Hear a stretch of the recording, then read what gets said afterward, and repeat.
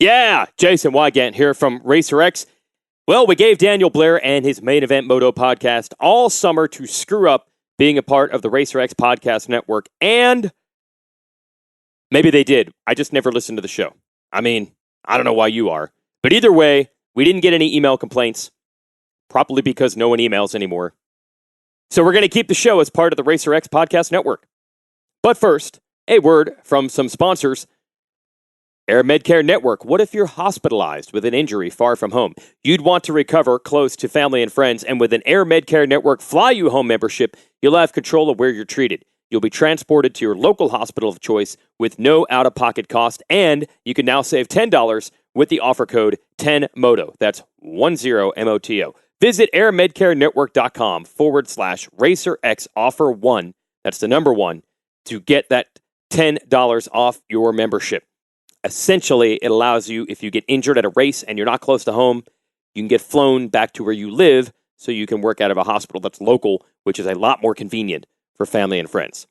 Also by Maxxis Tires. You already know that Maxxis delivers the best tires for your bike, but did you know that Maxxis also offers high-quality tires for your car, light truck, trailer, ATV, mountain bike, and much, much more?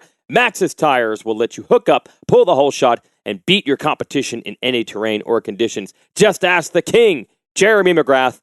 To learn more, go to Maxxis, MAXXIS.com.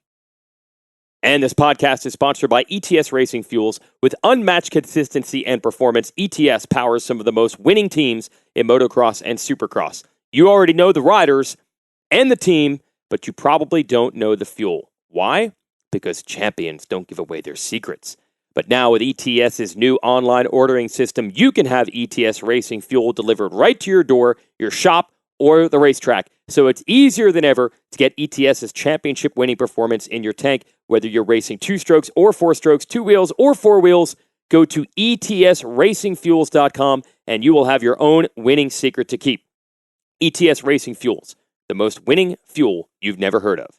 And now, on with the show. Thanks for listening to Main Event Moto. Skivvy Underwear, SKVI.com. Team Skivvy, baby. Ah, yeah, this is nice. Snuck out here to the public pool at night with the wood grain. Team Skivvy, baby. What was that? Team Skivvy, baby. What's up, Scummy? Founder of Skivvy Underwear, right? Team Skivvy, baby. Yeah, Team Skivvy. Team Skivvy, baby. Team Skivvy. Skivvy Underwear, I get it. Team you don't Skivvy, have to baby. keep saying Team Skivvy, it. baby. Dude, you're so... Man, just get off me. Let me go. Team Skivvy, baby. Team Skivvy, baby. Man, Scummy, you don't have to try to drown Team me. Skivvy, baby. Yeah, I get it. Team Skivvy. Team Skivvy, baby. Okay, all right. I'm going to get some Skivvy Underwear. You're listening to the Main Show, a Main Event Moto podcast, powered by Nature's Bakery. It's time for episode number 33. 30. You know what's weird is I have 132 written down here, and next to it says I'd take the duck, but I feel like I'd take the duck was like a couple months ago, no? Why do I... Can you double check we're on 133? We're on 133, bro. Why do I have I'd take the duck next to 132 on my notes? Because your notes are wrong. They are wrong. You know what's not wrong? What? Our support from Nature's Bakery, Fly Racing, Skivvy Underwear, Mika Metal, Scott USA, No Toil, Honda Cowie, K-Team of Modesto, Guts Racing, EMT Racing, Keybar, Rep Racing, and Motosport.com. Joe, what is on the television? Oh, first off, is your DirecTV package gone? Yes, it is. It's all the way gone. Gone. Is that why you were watching YouTube videos That's of Ryan Villapoto? Yeah. Well, it wasn't Villapoto. Initially, it was Stewart Reed rivalry. And then you know how it auto goes to the next video? Yeah, because they know what you want to see. And then it went to this one. Yeah. Surprised a PragerU video didn't come up next, Joe. Wrong show, buddy. Are those blocked? Wrong show. Are those blocked on your YouTube? Hell no. Guess who's in studio? Well, I mean, I could guess. I'm not talking to you. Okay. I'm talking to listeners. Yeah. I'm talking to you, Joe. Who's in the studio? You're in a weird mood today. I'm in a weird mood. I'll explain later. Snap-on Dan. Snap-on Dan's in the studio. He's got his big old Snap-on truck right out front of the house, too. Yeah. I pull up, and I didn't know. I kind of thought you were going to make it home and then come back. But now you're coming straight from work. Dude, long day, bro. How'd it go today? Tools went great. How much Good did you day. sell? Give me a number. Really? Yeah, tell me what you sold. I'll tell you No, what I'm didn't going to do one of these today. deals where we don't know what the riders make, so now we don't know what Snap on Dan makes. I know what some of the riders make. I had a weird call last week where I got some insight on something. I'm not 100% sure I believe what I Hey, heard. I'm real proud of Joe, though, because I come into studio, and then what do we see on the TV? Brian Villapoto. He's one of my guys. I know he's one of Green your guys, but that's not what was on TV. I tried to put Yamaha dudes on there because I knew Dan was coming in. Oh. All right. Hey, We know he bleeds blue. hold on a second. I did ride the new Yamaha, the 2020. And What? it's a big giant tractor. Traitor. Did you have a disc behind it and prep the track afterwards? So it's Eric, my buddy Eric, the one that you rode. I rode he it. got rid of his old one, got the 2020. He was on the fence. I tried to talk him into green, but he's like, dude, I got to stick with blue. John Deere It's, 450. it's actually not bad. Nah, it's okay. But that's the only time I'm ever going to say that. You told me last week that you were maybe going to buy a Honda. That conversation never Yes, happened. it did. It might even be in a text. Hold on. Oh, you got Dude. receipts? Hold on. Why am I getting blown out here? Show them receipts, Daddy. Hold on. It might have even been in a text. No, here's a picture of you.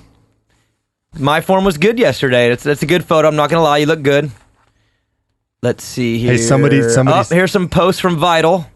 We can talk about those later, too, depending on the mood I'm in. Thanks for looking out for me there on too when people are...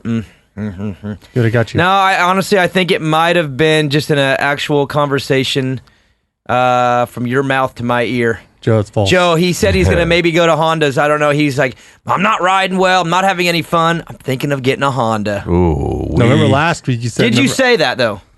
Did you think about it? I said that when if AC ever goes to Honda, which he will not, we're going to probably talk about that too tonight, then I would maybe get a Honda. But not happening. Okay. No, I got my Cowie dialed in. I figured it out. What was we're the good. problem?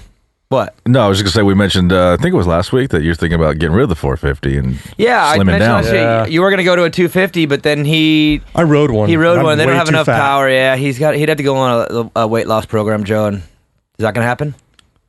No. No. No, let's be real. What's I more thought- likely, I a had 250 or a guys- Honda?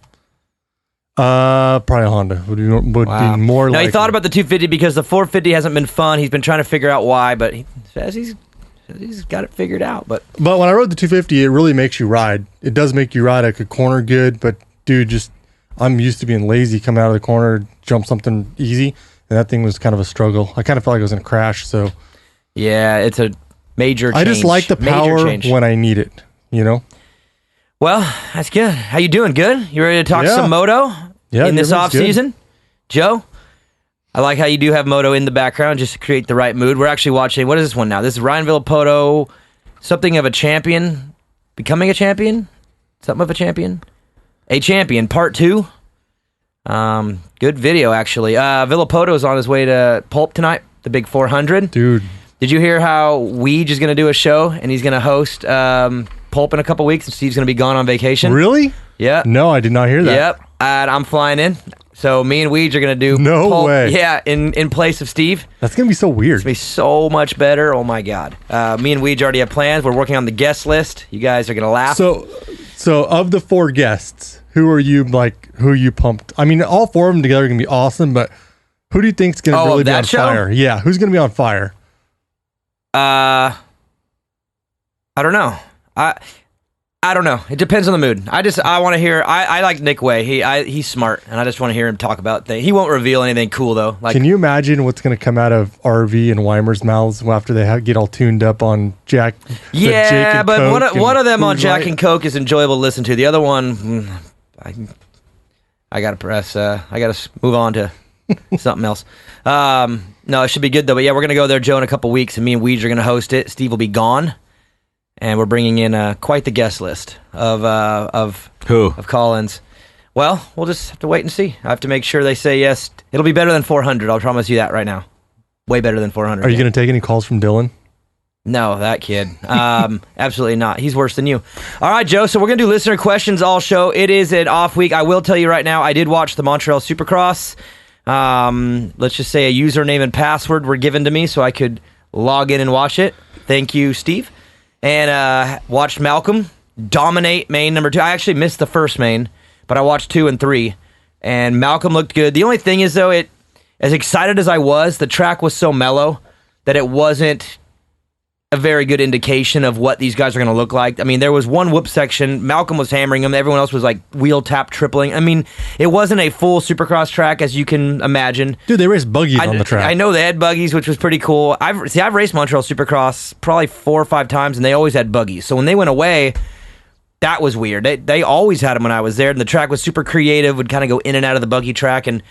But the track was mellow. Malcolm looked good. Wilson, they all looked good. Nicoletti looked really good.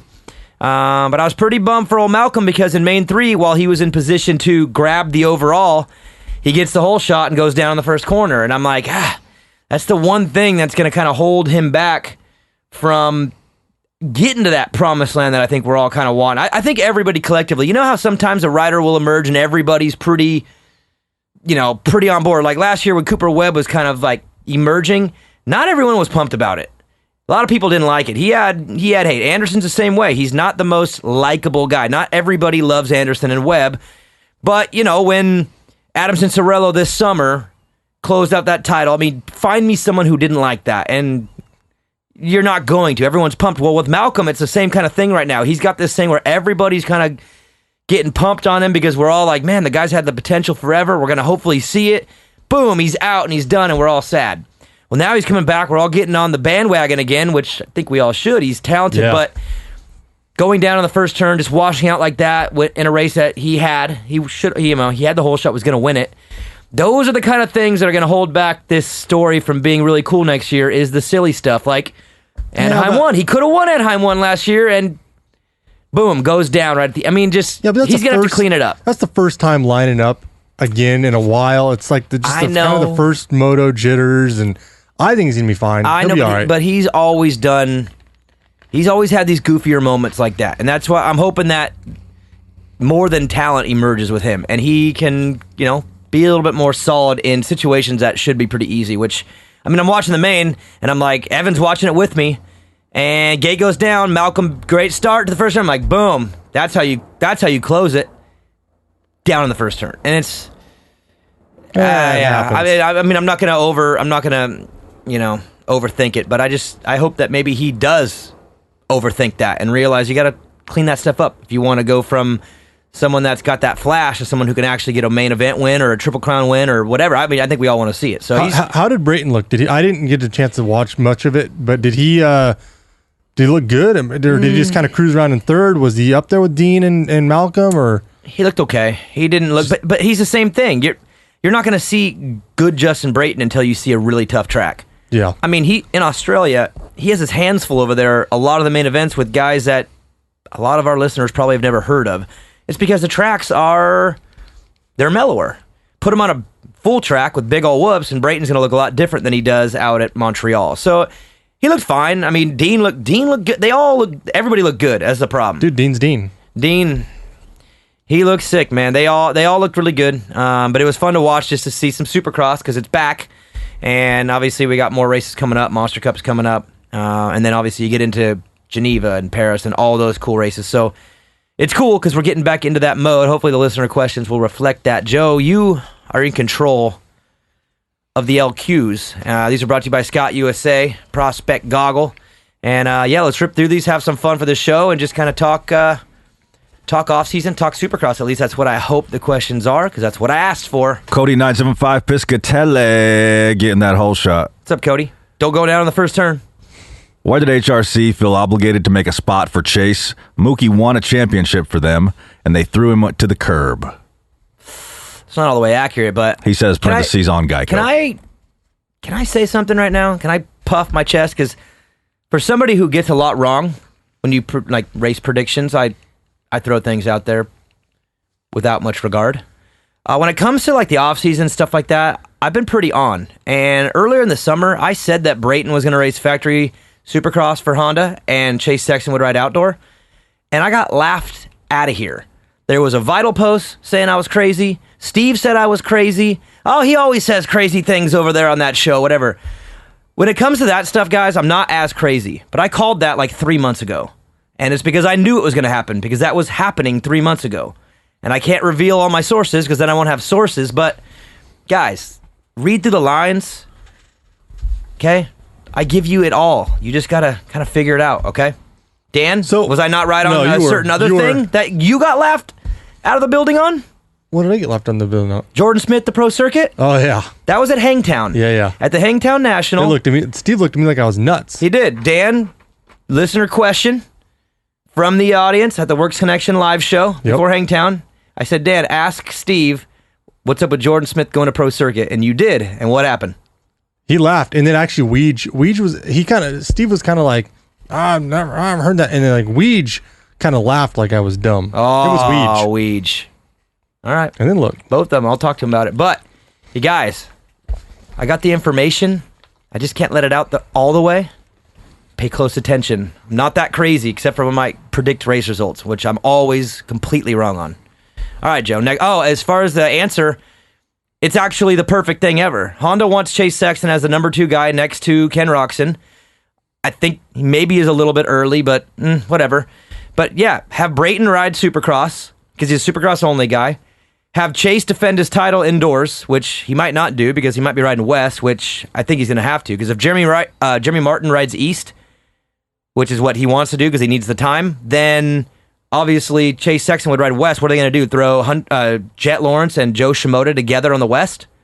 You know what I mean? They wouldn't do that. They have to have a power hitter on each side. So if Chase goes West, he doesn't defend his title, but he gets another run at a 250 title. But yeah, move him up in the summer because they got a bunch of amateurs coming up. The team is overly full.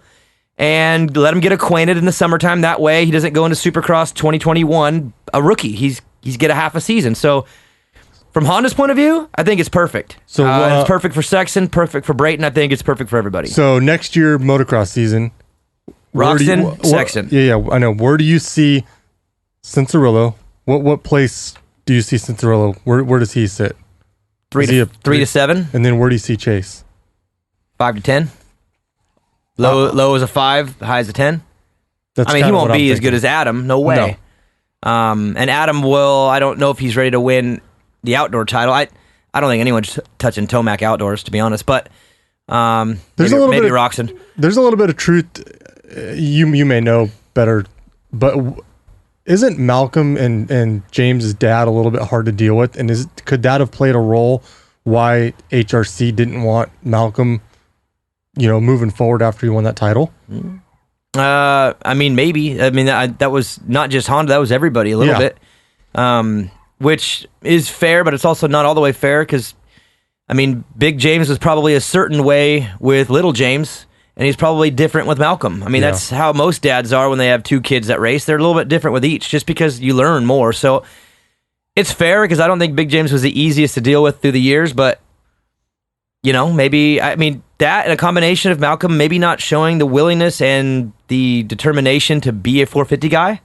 I don't know. Did you hear Cooper Webb's interview on the Shifting Gears podcast with Zach Osborne? I have not listened to one of those yet.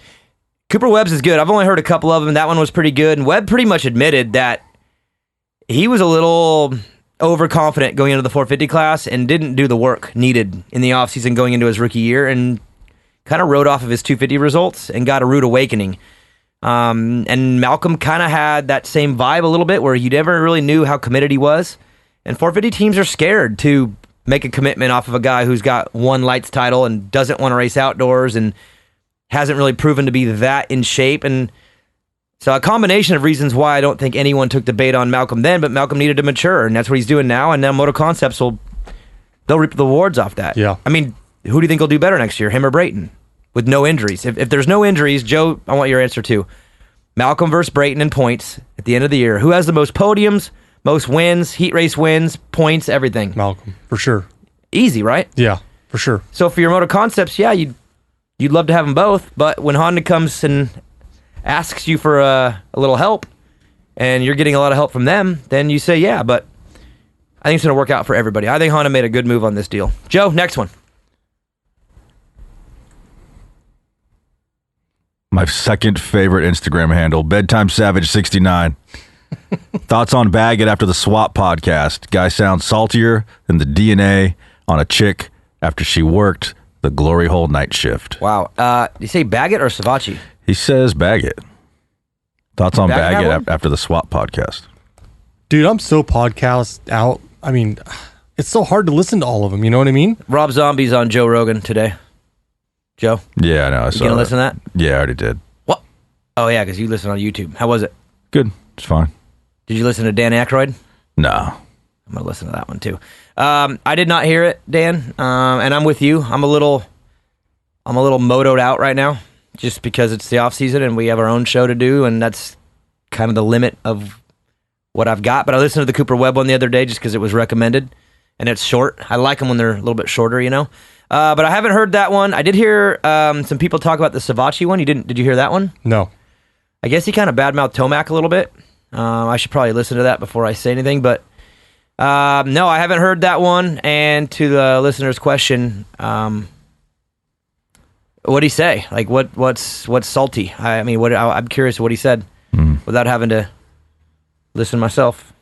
Give me a book report, a pod report. All right, Joe, you gonna listen to that one? Yeah, I'll check it out. No, you won't. All right, next one. G Wells 250. What do you think about the Versace, Sivaji, and Eli Tomac situation? Well, there you go. Now that he has talked about his side of the story, about what happened at Monster Cup last year, also who was going to take Adam Cincerella's spot as a 250 rider on the PC race team. Jordan Smith. I would say Jordan Smith took Cincerella's spot at PC, and Cameron McAdoo, you would say, took Davlos's. I mean, Yeah. either way. As far as Sivaji and Tomac, from what I understand from people that heard it, Sivaji said that Tomac never said thank you to him after Monster Cup. Eli himself. I guess maybe the family did, maybe the team did, but Eli himself still to this day never said thank you. I don't know how I feel about that. Because what do Defend you your do? guy. What do you do? You got a brand new guy on the team. Like You go cut him a check? well, hold on a second. You got a brand new guy on the team. I don't think that they knew each other that well before. I mean, Sivaji was brand new there. Doesn't matter. What do you walk up to a guy and say like, Cut him a check. maybe I would. I would cut him a check. I'd cut him a check if I didn't even like him. I would have cut him a check before I would have said thank you. I- If it was you and you pulled over for me, That's different. I would say, hey bro, thanks. That's different. You know? We're friends. But- So you're saying because they weren't friends and there was no relation, you still got to say thank you. The dude made after taxes probably Only- $650,000. Okay, but and he probably had a bonus from Cowie and Alpine Star. The least you could do is say thank you and cut him a blank check and ask him, what do you think's fair? how do we know that Eli didn't cut him a check? Because he said he didn't get nothing from. I mean, I'm pretty sure No, he said he didn't get a thank you. If he didn't get No, a he thank said you, no money too. He said that they had talked with Eli and his dad and that they agreed initially to pay him a certain amount. Oh, he said that. And then they Did you listen to the pod? Then they came back a few days or a few weeks later, and then they said, "Oh yeah, we changed our mind. We're not paying." I'm gonna have to listen to this on the way home. I'm going to listen to it too, I think. I have to know now. It's severe douchebaggery to not say thank you or give him money. Either way, And there's no rule that says you have to. It's just, dude, I say thank you to the random stranger in the grocery store for holding the door for me. Do we know? I'm if going to this was- say thank you to a guy who won me $1 million by pulling over, even if I don't know him. even if I hate him. Exactly. Back in the heyday of my Tyler Bowers uncomfortable situation, if he would have pulled over for me for $1 million, I'd have cut him the biggest check. I'd have said thank you. You would have given him an open mouth kiss on the lips. I would have. Let alone a guy that I don't have a problem with, who is now going to be my teammate in the truck with me. I wasn't there, so whatever. I want to know. What I want to know is if there was a pre-arrangement before that final race. Vincent says there is, no question. He said Vincent refuses to listen to anyone that says that was not discussed before.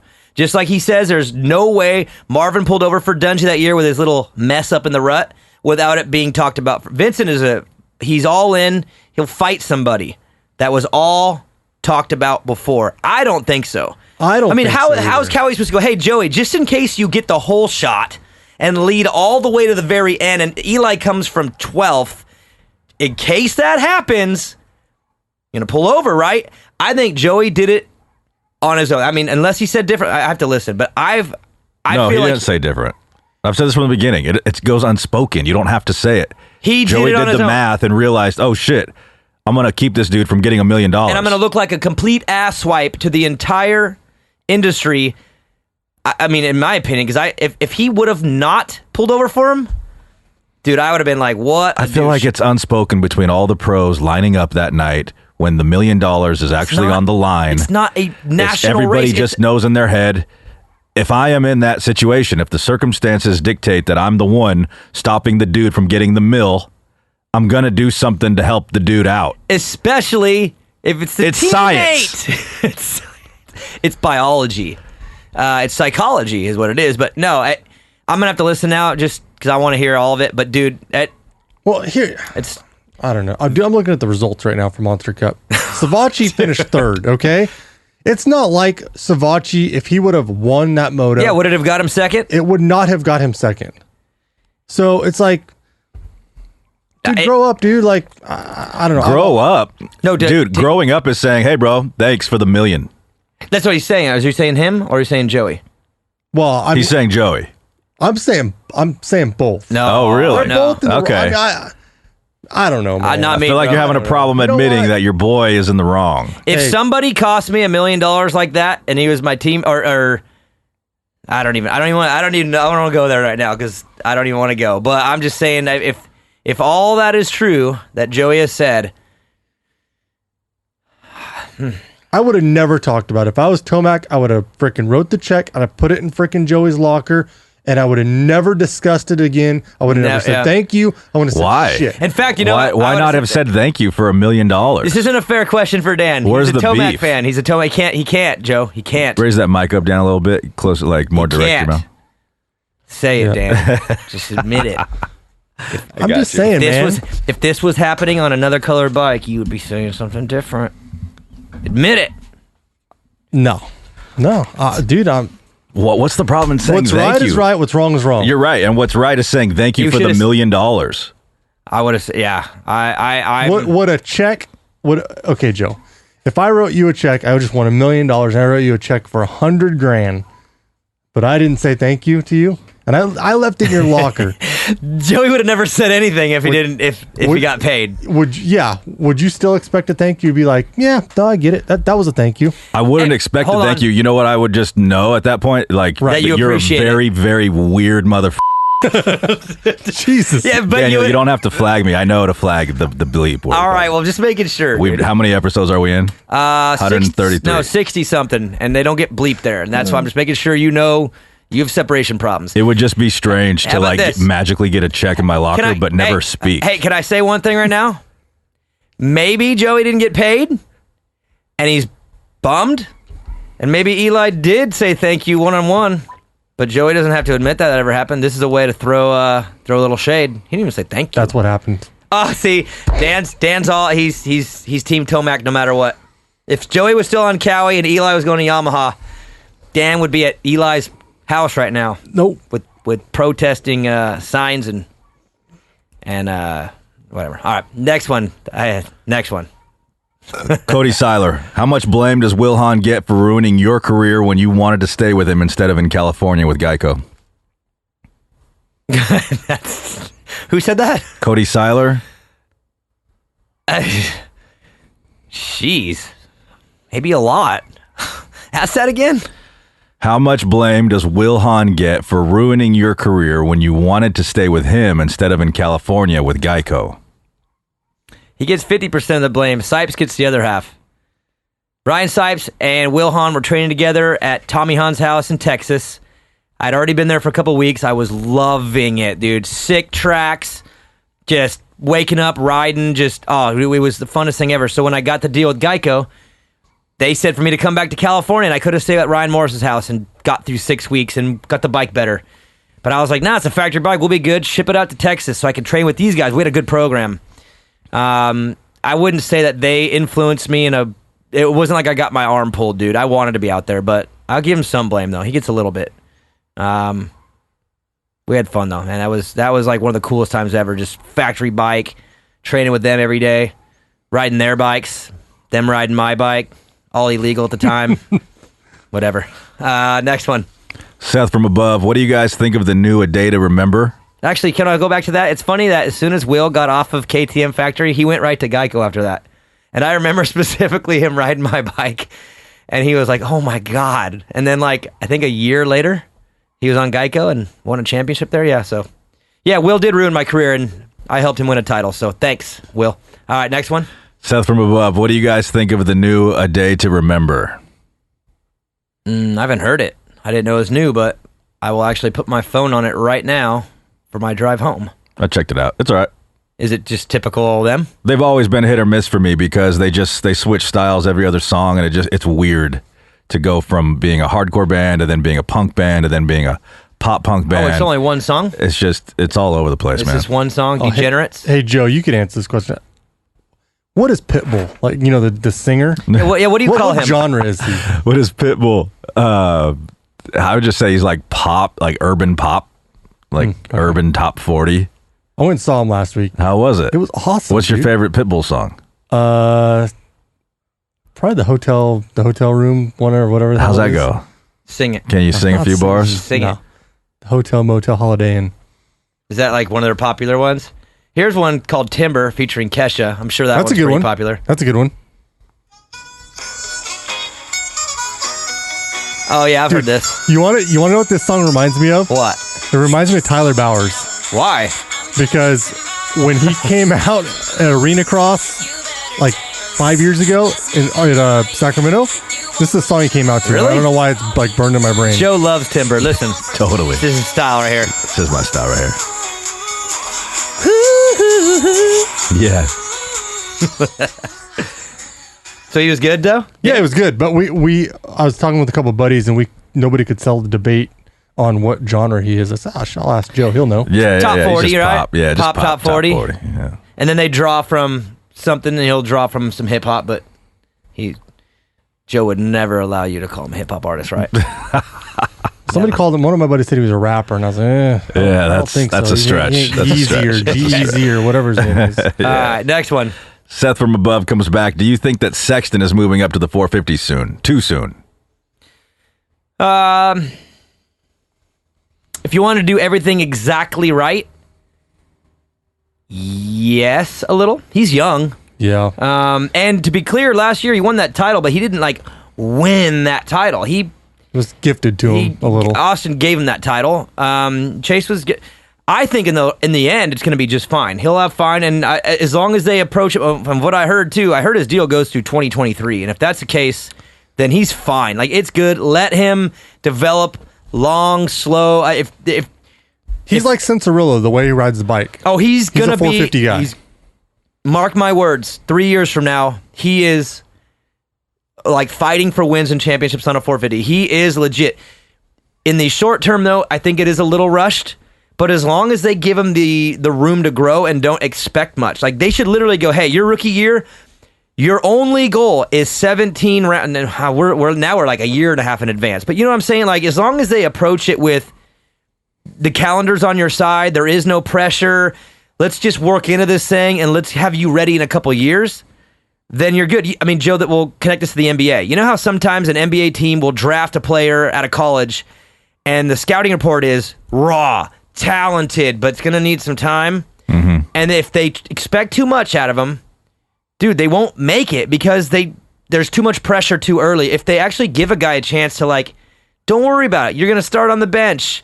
We're going to ease you in. You'll get your minutes, but don't worry about it. Whatever. Those ones work out okay if they're given time. And I think that's in all sports. Honda's perfect for that because look how much time they gave Seeley. Well, it's because Seeley. Okay, here's the reality of it too: is Honda's all in on Roxon. That's your guy. He's the one that they want titles from. So as long as the focus is on Kenny, you go get the titles, and Chase, we need you to develop properly over the next year and a half to 2.5 years, then they're going to be fine, and it's going to work out great. But in reality, it is a little early. As long as they approach it okay, I'm okay with it. But no, he should be in the 250 class at least all of next year, and even that would be kind of early. What has he done? Last year was his second year. Yeah, did he get hurt the first year? The first year, his first race in Atlanta, he broke his femur. Right in the whoops. First round. And that's, again, why you don't send these rookie kids right into Supercross. I don't want to go down that rabbit hole and flip out on every team in the pitch because they're all doing it again. Whatever. You don't do that. But his actual year one, remember last year, 2018, he was a rookie on the West, and he was getting up there with those guys, and they would eat him up a little bit, but he was like, wow, he's pretty good.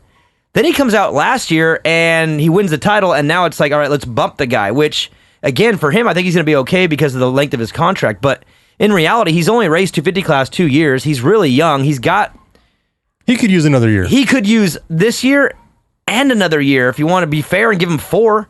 I mean, Faulkner's going into his, 4th year? Yep. Chase is going into his 3rd? I mean, Austin will probably come back another year just based on the timeline of when contracts are up. So Faulkner's going to get 5 years in the 250 class. Chase will get 2. I mean, you can look at Adam. Adam, what was this year? His 5th? 4th? 5th? Yeah, this is way, way, way soon. Was it 2013 his first? Maybe. Whenever he came out and won. I mean, Cincerillo's, his stories doesn't match up to anyone else's. It's really weird. But yes, it is too soon. But if the team handles things properly, it'll be absolutely perfect for him. So and I think they will. They're invested into Kenny. That's who they need to win. They don't need Chase to win next summer, next year. That's as long as there is a strategic plan, and I think there will be. I think he'll be fine. All right, next one. _ Dylon Smith. Hey guys, was curious to see if you've ever heard of a motocross game called MX Simulator.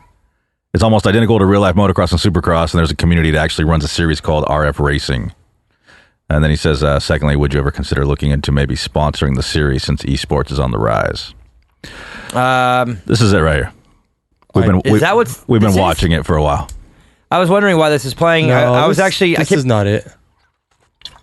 He said, check out Start Your Systems YouTube page for the stuff, I think. Start Your Systems. I thought this was it. Huh. This is... So I've messed... Start Your Systems. I've messed around with this simulator a while back. It's pretty cool. It's very, very realistic. It's very, very hard. Is that Hangtown? Yeah. Yeah. It's very hard. You got to have patience. Not interested. Yeah, dude, it's gnarly. It's not like a video game. It's like... I got a virus from it.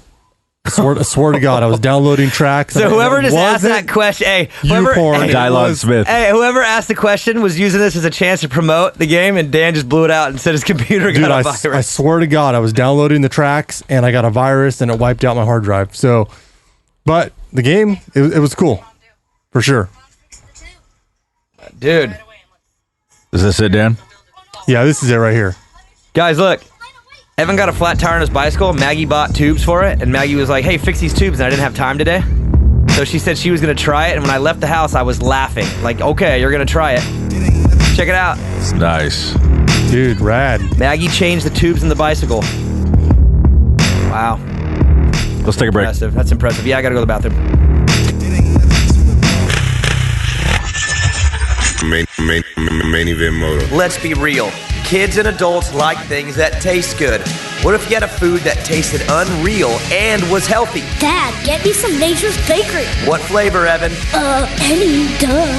Seriously, my kid is a pain when it comes to track snacks, but since we started eating Nature's Bakery, it's gotten a lot easier. But Dad, don't you always call Mom a track snack? That's not what I mean, Evan. Make sure you eat Nature's Bakery when you're at the track. Convenience is everything to us in the Bat Cave, and that's why we rock a key bar and no toil filters. Trust producer Joe, you're sick of that jingle jangle in your pocket. Yes, sir. Just go get a key bar, like your Bat Bros. And if you're not using no toil filters, you probably still have a flip phone. They make one of the worst bike chores easy. Throw the filter in the wash machine with your ladies' panties, and they'll never be cleaner. Get with the program and get a key bar and switch to no toil. Pay attention, Motoheads. I'm a picky SOB, especially when it comes to products on my son's bike. That's why we run Mika bars, sprockets and chains, and a gut seat cover, and it's not even negotiable. Look, if you care about quality and performance on your bike, you'll be running Mika metals and gut seats and covers. And if you don't, you're a what, Evan? A noob like Uncle Vincent. Main Event Moto Podcast. Oh, wee! All right, Joe, let's pick it up where we left off. What we got in the pipeline? What up? Eddie _ Neva official with Chad Reed winning his first Lamborghini Super Trofeo race. Will we sadly see him retiring soon? I mean, that wouldn't be the reason, other than just You know what's crazy is I don't even think Chad would be retiring in the next year just because of his age. I don't even feel like it's the age thing. I think he would just keep going forever. I bet he's just getting frustrated with how hard it is to like make things happen anymore. You know what I mean? I mean, he's still waiting on JGR to close their whole deal down, which is not all the way fair to JGR. They got their own issues they're dealing with right now. But I mean, for Chad, he's literally every year trying to like wonder what the program. You know, either he does it all by himself, and it's way too... It's like literally right over the house, Joe. Like, got parachuters going to come right into the bat cave. That's what happens when you live in the ghetto. Or right next door to it. You know what I mean? Like, every year is a struggle. Either he does it on his own, and it's just too much management, too much cash out of his own pocket, but he gets to do the program he wants. It's his stuff, but there's that weight. Or he goes and does it somewhere else, and he has to wait around for... I think this is his last year. Because based off the posts that I've seen from him, he's really enjoying the car racing, and it's probably a new challenge for him. He's probably a little bit burnt out, like you said, trying to wait and see what happens if he gets a deal. Does he have a ride? What is he doing? I think Can he prepare correctly? I think he's kind of accepted the fact that he's not going to win another title. I don't know if he's accepted that. I don't know, man. I know what you're saying, but I also don't know he's got for sure. right? Yeah, but at the same time, his stubbornness is what makes him great. But I don't think Chad does the mystery exit. You know what I mean? No. He will, I think, want to be appreciated, and he deserves to. So if this is his last year, I think you'll hear about it before round one. You know what I mean? We have 3.5 months. Yeah. To find out if that announcement will come out. And if that announcement comes out, then he'll be done. I don't think he goes through the whole season, never says a word, no, and then announces. He won't do it that way. I don't think, you know? He's got to have the Chad Reed farewell tour, you know? He deserves it, and I hope that's how he does it and doesn't just in April decide, I'm kind of over it, so these last 3 I'm going to... No, he deserves to have it in every opening ceremonies, come out. They always bring him out still. And they should. Still gets the biggest applause out of all of them. Well, it'll be twice as loud if everyone knows it's the last year, because it'll be the last time everyone gets to see him race. Yep. But I think him retire... If he was in a system or on a team where everything was pretty clean and just no issue, I probably would be still interested. I think he's just worn out of the unknown every year, wondering, like, what the hell my deal is going to be, you know? That's my thoughts. Joe, next one. Seth from above comes back. He says, sorry, Daniel, this one's just for Joe. Joe, how do you feel about the new Tool album? Didn't we talk about this already last week? Or maybe on Main Show? Maybe. I think it was Main Show. Yeah, it's boring. You were uninspired. It's very boring, and it's old, and it sounds like stuff I was listening to in 1997. Yeah, but with a band like that, would you want them to keep it real, or would you want them to adapt? Like, I don't know if you've heard the new... It's not new, but Godsmack has a single out right now that's pretty popular, and it is so unbelievably an attempt to be cheesy and modern, and it's so bad. Like, would you want them to go modern, or would you want... I'm not saying go modern. I'm just saying it's old. It's boring. It sounds like stuff I was listening to 22 years ago. So do they even have a chance? It's not my style, I guess. I'm not a diehard fan of a band. I'm more fans of songs, and like I don't plant my flag on a band. So if the song is good, then hell yeah. If the song is bad or the album's bad, then whatever. Pretty much, yeah. Or it's like whatever. I guess maybe it's just people outgrow things. Like I said, I don't get a boner for Sum 41, but it is Joe, what it is. If you could go to one concert the rest of your life, it's the last concert you could go to. Who would you want to go see? Pitbull, and he just missed it. Pretty badass. I just missed it, bro. Come on, Dad. How you gonna rub that in my face? Why you gotta make it feel bad? That's bullshit. What is it, Joe? You mean like does it have to be like a band living or dead or like you could legit No. of all living. time? You have to go right now. Oh, you have to go right now. Next weekend's the last concert you'll ever go into your life. Name the 3 bands you'd want to see together. Oh shit. I'd probably see I'm into weird shit, bro. I'd want to go see Radiohead. I'd want to go see I've already seen Tool actually, which was dope. I saw them last year and it was cool. Def Leppard, I saw a commercial. They're going on tour again. I don't know, dude. I have to think about it. I'd like to see a reunited Pink Floyd. That'd be cool. Luke Bryan. And then maybe Chris Gaines, Garth Brooks' alter ego. Yeah. Well, Totally joking. I was saying, don't call me because you already know the answer. I'm not going with you. Eddie Neva official comes back, bro. God. Do Supercross teams balance their rims? Has it ever been tried or experimented with? Do they what? Do they balance rims? No. What's they that do mean? not. Putting weight on the wheels to balance the wheels like they do on a car. The wheels on a motocross bike don't spin fast enough to notice a huge difference if it's unbalanced. And that'd be a nightmare to do because spokes get loose randomly or I did listen to a thing the other day where it was John Anderson from W was saying that they did balance the wheels on Axel Hodge's bike when he did that big jump, the one that he just crashed on recently. Oh, because he was doing big. Because he was doing like 90 miles an hour, so they wanted the wheels balanced. But yeah, not in the motocross world. Oh, you know who I'd like to see right now? Architects, bro. I've had a thing for them for a couple years. You They're have. so dope. You mention them all the time. They're awesome. They good? Incredible. Would I like them or no? Probably not. Okay. They're incredible. A. Palmer 547. That was a subtle dig, but okay. Do you think it was a good move for Sexton to go 450 outdoor a year early? I mean, yeah, continuation of the last question. Okay. 100%. Because if the move is to go in 2021, then yes, 100% it's a good move to go this summer. It's kind of like how I feel like the amateur kids coming out. They should always do a full run of the outdoors before they go and do Supercross. Like for Shimoda, Jet Lawrence, who else just snuck in there at the end? Was there not? Mumford? Yeah, but he's not doing No. Supercross, I don't think. Swole. Swole. For those three, they should be doing. You need it. Look at Barsha, Tomac. Look at all the ones that have ended up having success. Even Faulkner. Start on the outdoor and do a full year of it before you go to Supercross. That way you learn, you get the full taste of what you're going into. You know what to expect. Yes, 3 rounds. By the time those 3 rounds are over after Loretta's, it's a blur. Dude, you're going into Anaheim and it's a whole other world. You need all 12 of them. And I think the same for Sexton. He is getting kind of the best situation ever. If he's going to go 450 in 2021 Supercross, then hell yeah, do it next summer because you'll race with Eli and Kenny and Cooper and Anderson for a whole summer. Then you go into the season and you're not like shell shocked. So if you're going to do it that way, then 100% it's the best way you could do it is what they're doing. Again, it sounds like they have a really good plan for him. And if they do, then I'm super okay with it. But I mean, it is, again, he is still really young, but if there's a conservative approach, man, it's really, really smart in my opinion. All right, Joe. Eddie Neva official comes back. Is Tony Alessi and the smart top bonus incentive pay make Justin Hill get it together and be a contender? Yeah. No way. Well, not contender, but let's use. Pick a different word, Joe. Find a what's before contender.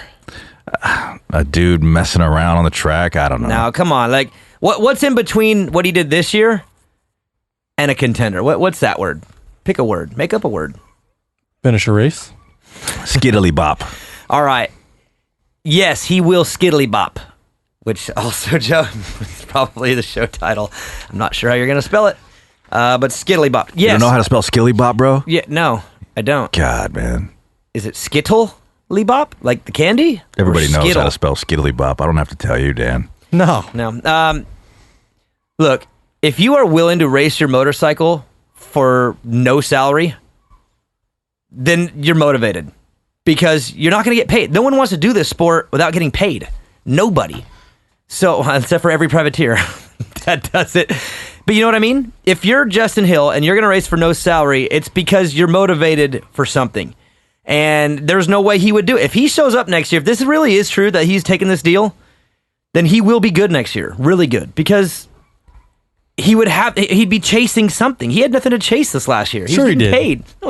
Pride? No, he's still He's getting freaking paid. $100,000 bonus for winning or huge bonuses from JGR. Look, dude, I'm telling you right now, when your salary's already good and your bills are getting paid and your savings account is ballooning, your motivation is not going to be as much as if you have nothing. So I'm saying if that is a legit deal and he's riding for that team, and I couldn't imagine them paying him anything. I hope I'm wrong. Dude, his talent on that bike with Tony Alessi, who, say what you want about the guy, he has turned Malcolm around. If Justin Hill rides for Moto Concepts, y'all are going to be shocked. That's all I have to say. And you can write that one down, and I'll probably be 100% wrong because I'm wrong about all my predictions. But no, I think if you're racing for no salary, all bonuses, the only reason you even take the risk and do it at all is because you're hungry. And if he's hungry, they're in trouble because he's sick. Who gets more points, Justin Hill or Malcolm Stewart? Malcolm. Malcolm's... I mean, the safe bet would be I don't know. Both, dude. I'm telling you right now, both will be sick if that happens. That's my prediction. If Justin Hill's on Moto Concepts and Smart Top, I think we're all going to be like, we're all just going to be really upset for JGR that they didn't get this. That's all. But they never do. All right, next one, Joe. Steven Schwartz, 341. Racing's supposed to be about fun for your kid. What are you going to tell your son when he's begging you to go to Loretta's with all his friends? No, sorry, not part of the plan. I say pay for it yourself. A. Palmer, 547. No, I'm just kidding. Okay. Are you done? Is that it? No, Evan doesn't even barely know what Loretta's is. So, and he'll find out throughout time when his friends are talking, whatever. No, Evan's fine. He just not. That's fine. We're on the same page, dude. We're a team. We're good. Good question. I get your question, but no, we're good. A. Palmer 547. Would Team USA taking the number 2 spot at MXDN this year be just as good as the W? No, it wouldn't be just as good, but it would be great. Dan, in my opinion, when you've been as bad as they've been the last few years, a simple podium will do. Just get a medal. Dude, I'm telling you what. Have you been watching the Team Pride videos? I have. Dude, Anderson's on it. They both are. So is Osborne. Dude, I think they got a really legitimate shot at winning this thing. I don't know the Dutch team. Is that what?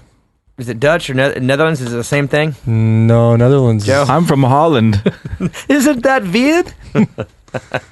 I think Hurlings is... Hurlings and Koldendorf, whatever team that is going to be damn near unbeatable unless their 250 guy chokes. I don't think they're on the same team, though. Are they? Koldendorf and... Yeah, I think so. That's not his real name, I don't think, right? Is it Koldenhoff. Whatever. He's good, man. The dude's good. Wouldn't make a Supercross main, but whatever. No. All right, next one, Joe. But no, get a podium, and I will all be proud. Start there.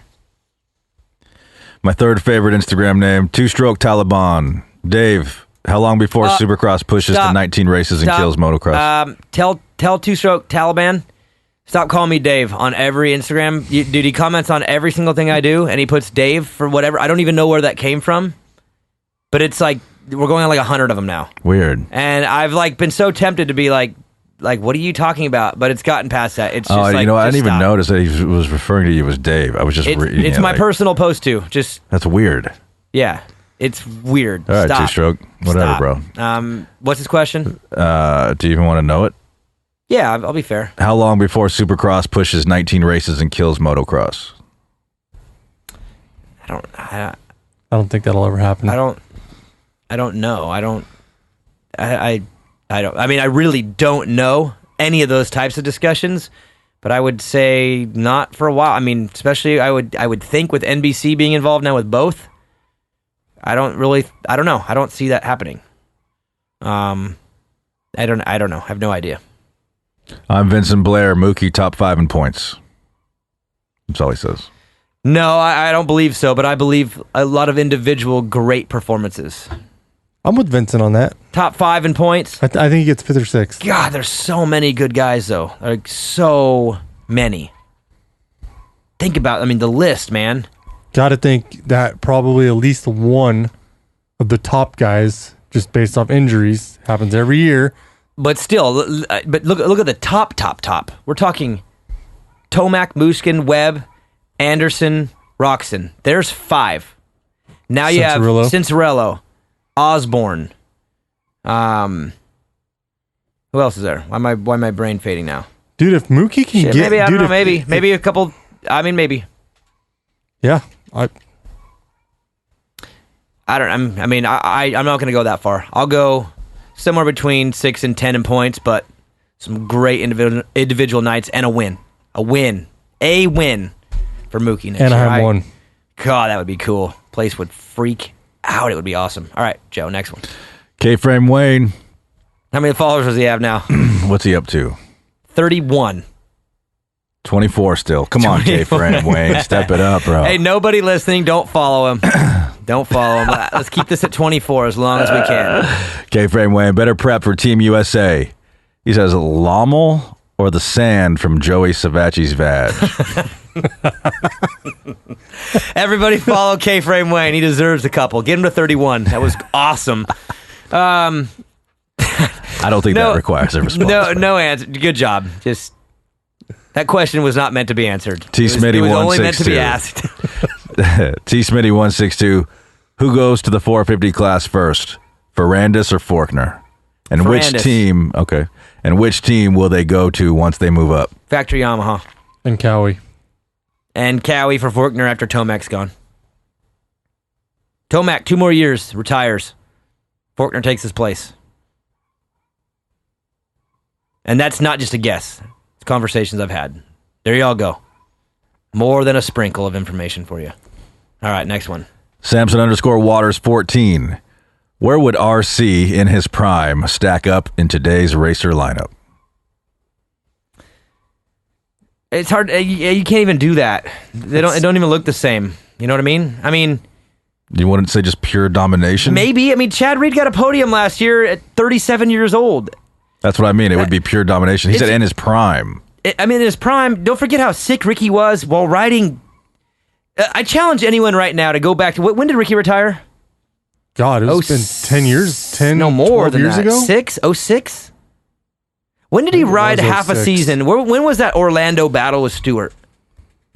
06 or 7? Yeah, I think it was 06 or 07. Go back and ride an 06 Suzuki 450. All right. He was, honestly, because of the mental side of things, he would be winning. He'd be number 1. Hey, real quick, we gotta help Ricky out. And I don't really think he needs help. But have you seen the Real Moto videos? No, I've seen from X Games. Did you see that, Joe? I saw his Instagram videos. I never watched the actual His thing. legit was the best video. Looked pretty because dope. it was no freaking hip hop Jumping the music building and all over the roof. Yeah, yeah. It was all freaking just sounds of the motor and riding. And Somebody hit me up last week and said, dude, I don't get why Ricky's already famous. Like, why is he still holding on? Why is he doing this video and taking from some up-and-comer, blah, blah, blah, blah. He shouldn't even be doing that stuff. And the same person hit me up a day later and said, I take it all back. This is the sickest video I've seen in years. Yeah. The same person, and it was funny because when they were saying that, I was like, I get it. He's a legend who's kind of coming back into usually that's up-and-comers are kind of making their way in that world, and he's, retired way past that. So I get the point, kind of. There's still... But at the same time, the same person said the sickest video he's seen in years. So the Motohead need to go vote for Ricky. Because, dude, he deserves to win that, for sure. I haven't seen it. I need to watch it, huh? I've just watched the Instagram one, and I'm usually laying in bed with the volume off, just kind of There's chilling. still, to this day, and Mike Mason will probably get upset I said this, but to this day, the best freaking trick is just a good old-fashioned whip in my book. Just a good old-fashioned Ricky Carmichael whip. I would rather see that than a backflip any day. Yeah, the backflip's worn itself out bad. And I remember... You guys are tripping. Dude, I remember the first time I saw a backflip, I said, well, everyone's going to die. Everybody, because this is too gnarly. And now they're doing doubles with, stuff in it. Dude. Like letting go of the bike upside down. Crazy, psychotic stuff. But I'm with Dan. Just a good old whip is I don't know. You two old bastards. Oh, good old whip is the best. There's nothing better than a good old whip or smack across the finish line with the triple harm pump from Jeff Warren. All right, next one. Jace Baldwin 298. Who does better next year, Sivachi or AC? Jesus, let me answer this. AC. Yeah, Dan, take it and explain why. Dude, because of the bike. Well, yeah, that's. I'm sure he doesn't have a bike yet. I don't think. No, I don't even think his deal's signed. I'm telling you, dude. AC title contender for Supercross. I agree. I said that last time.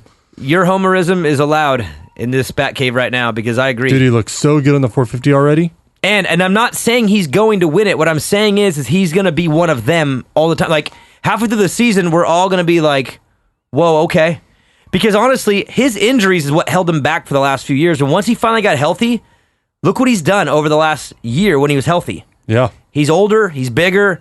Dude, he's on a great bike. I mean, that bike is great. He's a title contender next year. No question in my book. Anyone that wants to argue, I understand your argument. Believe me, I get it.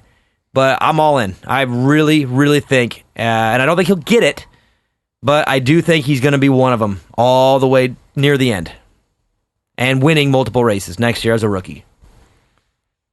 I haven't decided how I'm going to feel when him and Tomac go at it. I just don't know. Joe, answer that for Dan.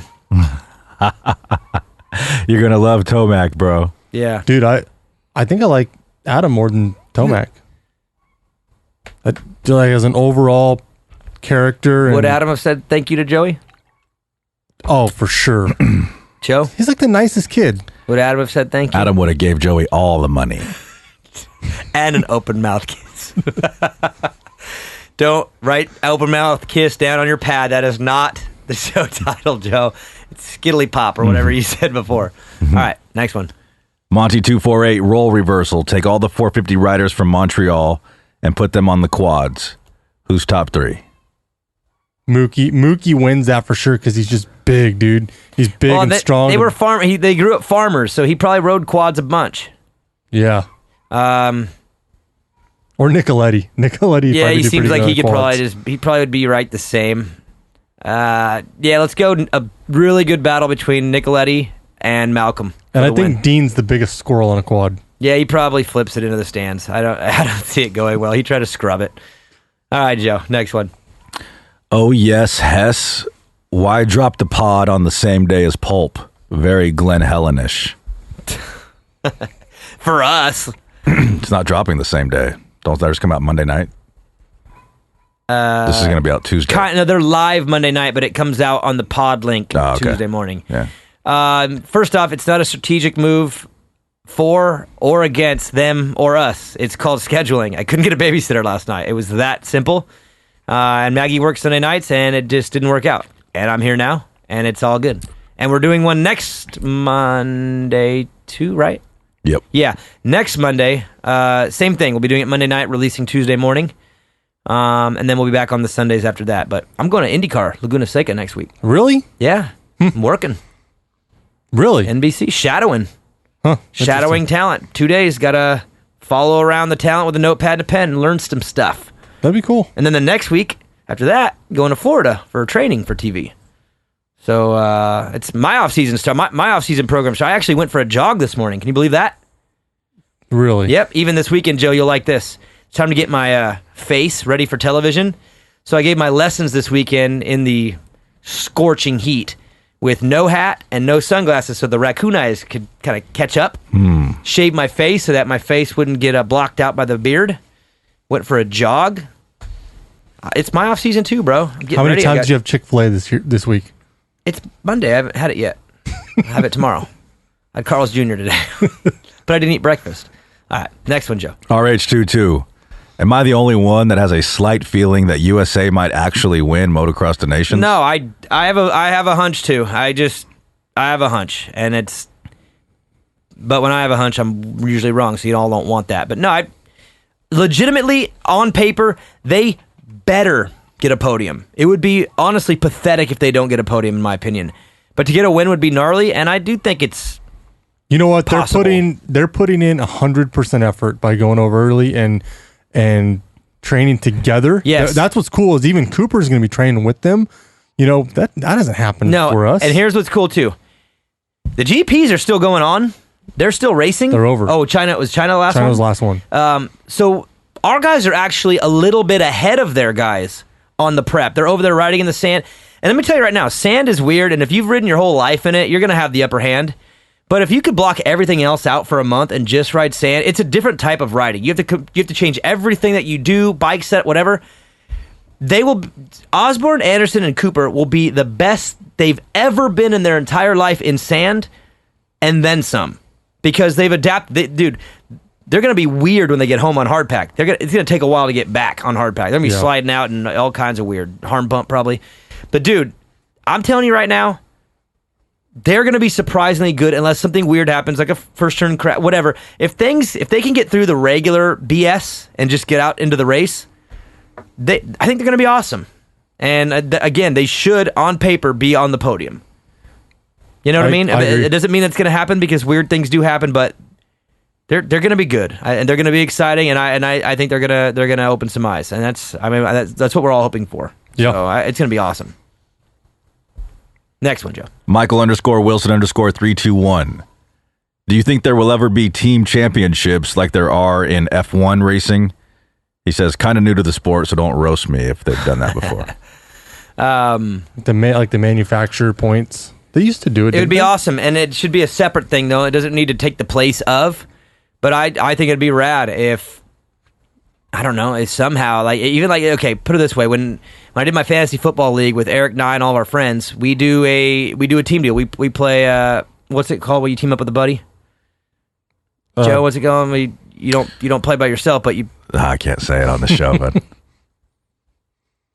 Yeah, no, that's not what I... Is that I thought the same thing. Is that really Joe how I did. asked? Did I ask it that way? A little bit. A little pervy there. That's not what I meant. You know what it is? Scratch, golf, whatever, where you have a teammate. Play with a buddy? Yeah, like you and your... You mean any sport? No, in golf. Oh, in golf. Okay. What's it called? I'm brain farting. Pair?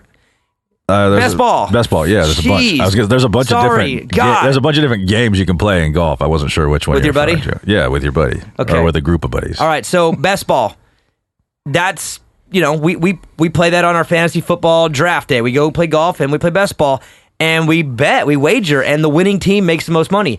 It'd be cool if Honda, Cowie, Yamaha, Suzuki would probably sit this one out, but Husky, KTM, all of them should all throw in $100,000 into a pot, put it into a deal, and then the best manufacturer at the end of the year gets $500,000. That would be badass. They should Great do it. idea. And then takes that $500,000 and then disperses it out in contingency To all the riders that ride that brand's bike. Okay. Yes. To all the privateers. Changing the sport right now, big time. And this is you manufacturers, listen up. You got the money. You guys spend over $100,000 on catering. All right, you can do this. Honda, Cowie, Husky, KTM. Suzuki. No, not them. They get exempt from this. I mean, they have their own issues. Who's the other one? I forgot. Honda, Yamaha, Cowie, KTM, Husky. Those 5. You all write a check for $100,000 into a fund. Okay? At the end of the season, you look and see the 3 best riders from your manufacturer, and you add up their points. So Cowie would have Cincerello, Tomac, and Bowers would, I guess, be their 3rd. Honda would have their 3. Everyone has their 3. And whichever manufacturer has the most at the end of the year wins the title as the number 1 manufacturer team, and that $500,000 gets dispersed to every single rider that rode the series as a privateer and splits it between all of them. Yep. That's and genius. including the privateers that don't even make the main. Just if Cowie wins, you go through the season and you look at all the Cowie riders and you disperse that $500,000 to the privateers. Think about it. You invest $100,000. That's all you have to do. Then you have to win. Cowie would invest $100,000, turn it into 5, and give it out to all the privateers. That would be insane. And it wouldn't. And don't even give me the. If you knew how much these riders get paid, you have to make. Dude, you have to make the night show on Supercross, and you've got to make the motos outdoor, right? Dude, done. Just Supercross only, or maybe all year. Do it all year. Do it all year fund. Yeah, there it is, Joe. An all year fund, Supercross and outdoor, combine them all. Manufacturer's Cup. And that's the rule. That would be incredible. In fact, what would be rad is if someone rich came in and said, hey, all you manufacturers, you all put in $100,000. That's $500,000. That's $500,000. Me, rich guy, I'll throw in the other $500,000 to make it $1 million. Manufacturer's Cup, and then whichever manufacturer wins, every privateer on that brand throughout Supercross and outdoor that has made Supercross mains and outdoor nationals will disperse that money to everyone on that manufacturer. But factory riders are exempt. Factory riders are exempt. Dude, baddest ass thing ever. So who is that? He said he's new to the sport? Michael Wilson 321. Just change the sport. Michael Wilson, you get all the credit. I don't want it. Nice I'll make work, it happen. Mike. Joe, you gonna throw in $500,000? Hell yeah. All right. Let's get these fools some money. That's awesome idea. We can go sell the Snap-on truck on the black market. And then you know what you do? You Why's it got to be a black market, Dan? You blackmail whatever Why's it gotta be manufacturer says blackmail? no. Stop it, Joe. You know what I'm saying, though? You blackmail whatever manufacturer says no. Yeah. I mean, even if it was like 50 grand, $250,000 Anything to help these guys. $250,000, Yeah. 50,000. We just had this conversation the other day, me and you, about what some of these guys make. And dude, we're older now, so we get it. But man, I wouldn't put my freaking body and health and everything out for $40,000, or less. Dude, someone should do it. I mean, honestly, hit up every manufacturer and tell them to cut a check for 50 grand. They have it. You kidding me? Multi-million-dollar companies, give back to the sport. Help the privateers that ride your brand. And then you're not putting all your money into just two. Cowie would have to step it up. They only have two guys. Their third guy is Bowers. They're not going to win the manufacturer's cup. He's always got plenty of money. I know, because you've bought 50,000 bikes from them. So you could well, fund their whole damn thing. Then maybe that Cowie needs to go out and start getting some other guys. They do. They need a sub-level. They need a second-level team. Yep. So does Yamaha. Well, Yamaha has Cycle Trader, but maybe Yamaha throws a little extra support at Cycle Trader. They need that third guy. A little better. Actually, I heard a silly rumor about Cycle Trader. I heard that they are going to have Davalos and Tickle next year. On Yamahas? Mm-hmm. Yamaha 450s. I actually heard that from a legit person. Dude, that doesn't mean it's going to happen, but... That wouldn't be that bad. I know, it would be awesome. And that Davalos was maybe bringing in an outside sponsor for it. That's what I heard. All right, next one. Ginger Snap. Does your pinky toe help you to walk? Nah, I think it does, actually. Because doesn't your big toe help you balance? I think it'd be hard to walk without a pinky toe. Yeah, I think you need it. Yeah. Let's find out, Joe. Let's test it out. Get those loppers over there real quick. Okay. Let's take off Daniel's pinky toe. Good question. Left or right? I already struggle a little bit with the right. So that's good. Let's do that one. No, we'll do the left one. It's already watching Daniel move his toes right now. Balance you out.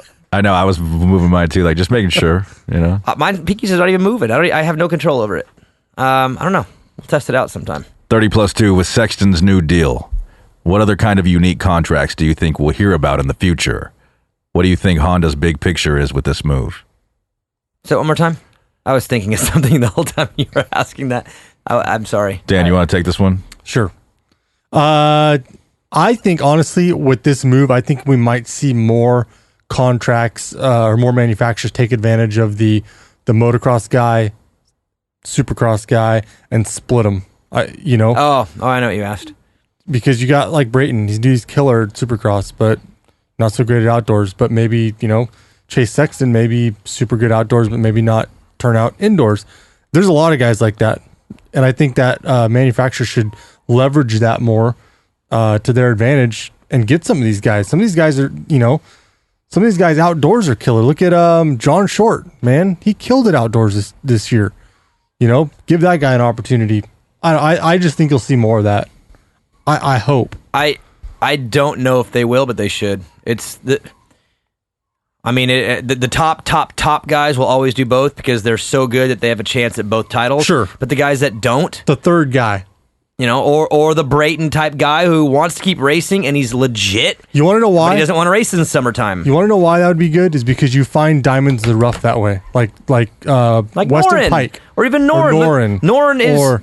Yeah, he's good. I mean, he's a good outdoor rider, and unfortunately, he'll never make a full living in this sport because he can't ride Supercross, so he gets screwed every year, and then 3 rounds in outdoor, they come calling him again. Why don't you just give him the shot from the beginning? Yeah.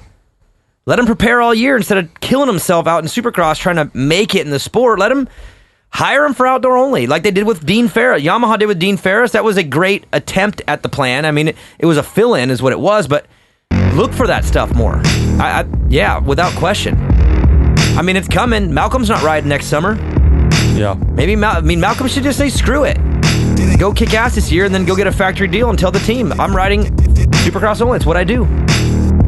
So, yeah. That could pan out. All right. Let's take another break. We'll come back. We'll close this baby out. Main event moto. I hate to say it, but our NorCal Moto heads are pretty spoiled. Why? Well, where do they ride, Joe? Riverfront, East Street, and Prairie City. And don't ask me who takes care of them trackside and during the week, because it's EMT Racing. And who takes care of them trackside during the week, Joe? Really, man? I literally just said EMT Racing. You didn't hear me? That's right. If you're from Northern California and support Main Event Moto, then spin your laps at Rep Racing Tracks, buy your bikes and parts from Modesto, Honda, Cowie, KTM, and make sure EMT Racing takes care of your trackside and service needs. Spin your laps at Rep Racing Tracks. I see what you did there. I like that. If you're from Northern California and you're a true Motohead, then you better get your bike from Honda, Kawasaki, KTM of Modesto. They also got betas, ATVs, and side-by-sides. And if you don't know how to use Google Maps, well then here, I'll help you out. Visit them off of Carpenter Road in Modesto and see their track support parts trailer at all California Central Valley races.